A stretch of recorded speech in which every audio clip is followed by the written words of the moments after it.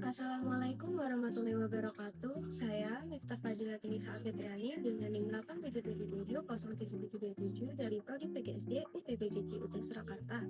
Pada video kali ini, saya akan membahas topik mengenai landasan utama pendidikan dan isu-isu kontemporer dalam pendidikan nasional. Pertama, mari kita pahami apa itu asas dan pilar. Bayangkan sebuah bangunan. Asas pendidikan adalah fondasi atau tumpuan berpikir kita. Asas inilah yang menjadi koridor utama.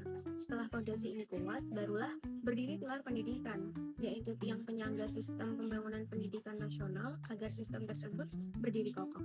Jadi, asas terbentuk lebih dulu sebagai fondasi, baru pilar berdiri di atasnya. Selanjutnya, apa yang menjadi fondasi atau asas peran pendidik di Indonesia? Rohnya berasal dari pemikiran Ki Hajar Dewantara yang merumuskan 3 prinsip utama. Yang pertama, ing ngarso sung tulodo, yang artinya di depan menjadi teladan. Guru harus menjadi model perilaku nyata bagi siswanya. Yang kedua, ing madyo mangun karso, yang artinya di tengah membangun semangat. Guru hadir di antara siswa untuk membangkitkan rasa percaya diri mereka.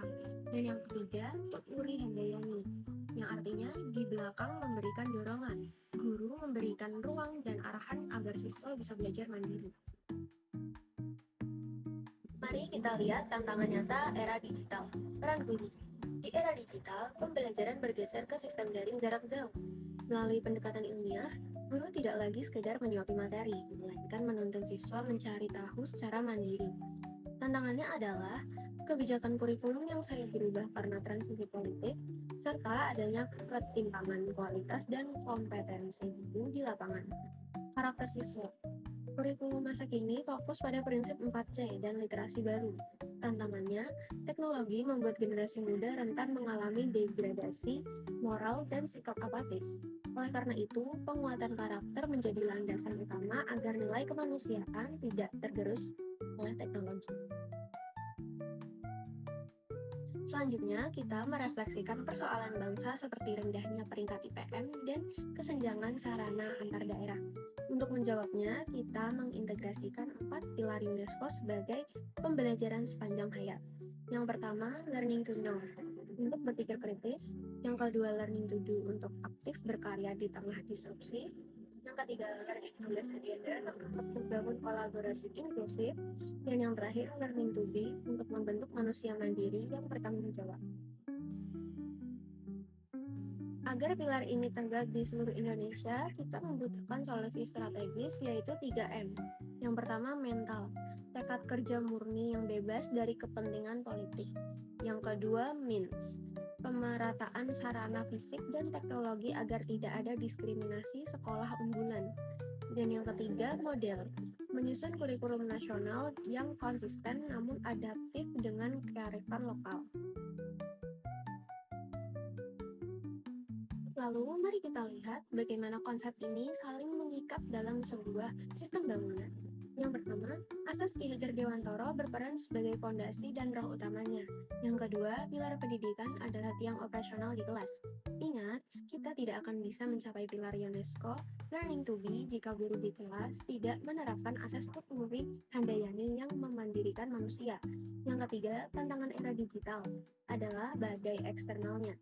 Jika karakter dan pilar learning to live together lemah, maka badai teknologi ini justru akan merobohkan moral peserta didik kita.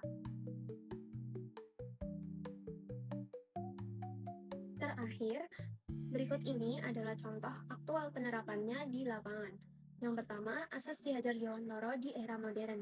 Karena guru bukan lagi satu-satunya sumber ilmu, Ing Ngarso diwujudkan dengan memberi contoh memilah berita hoaks. Ing Madyo diwujudkan dengan mendampingi proyek kelompok digital siswa via grup koordinasi tanpa mendikte. Dan Tut Uri diterapkan lewat metode flip classroom.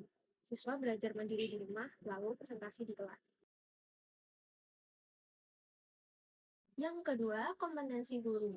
Untuk menjawab kesenjangan antara guru di kota dan di daerah, solusi aktualnya adalah mengaktifkan KKG, kelompok kerja guru, secara daring untuk saling berbagi metode pembelajaran inovatif. Dan yang ketiga, mengatasi kesenjangan akses. Kebijakan zonasi sering terkendala sebaran sekolah yang tidak merata.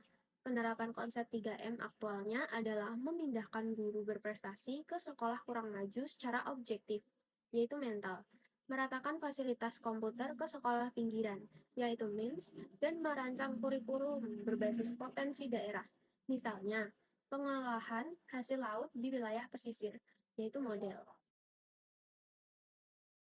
Dapat disimpulkan bahwa pendidikan nasional tidak dapat berjalan pincang.